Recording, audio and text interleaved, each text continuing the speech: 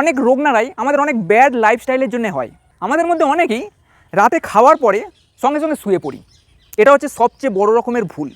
কারণ আমরা যখন ঘুমাই তখন কী হয়, আমাদের সমস্ত শরীরের মেটাবলিজম, আমাদের বিপাক ক্রিয়া একদম স্লো হয়ে যায়। আমাদের শরীরের অনেক ভাইটাল অর্গান রেস্ট পায়।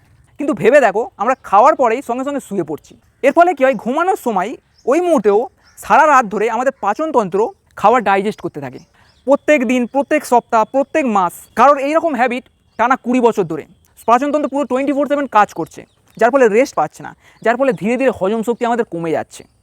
এর ফলে একটু খেলে গ্যাস হচ্ছে, অম্বল, বমি, এর জন্যে কিন্তু আমাদের এই ব্যাড লাইফস্টাইলই দায়ী। তাই খাওয়া হয়ে যাওয়ার পর মিনিমাম 2 থেকে 2.5 ঘন্টা পর তবেই শুতে যাবেন, যাতে খাবার ভালোভাবে হজম হয়। এবার তোমাদের মধ্যে অনেকে তো হয়তো ভাববে যে খাওয়ার 2-3 ঘন্টা পরে শুলে তাহলে তো রাত্রে খিদে পেয়ে যাবে। দেখো, তাহলে এটা তোমরা ভুল করবে।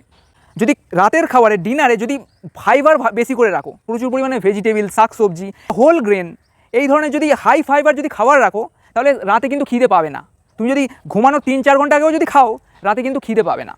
এবার যদি শুধু ডাল ভাত খাচ্ছ, আলু ভাতে ভাত খাচ্ছ, বা মুড়ি খেয়ে শুধু শুয়েছো, চপ মুড়ি খেয়ে, সেক্ষেত্রে তো খিদে পাবেই।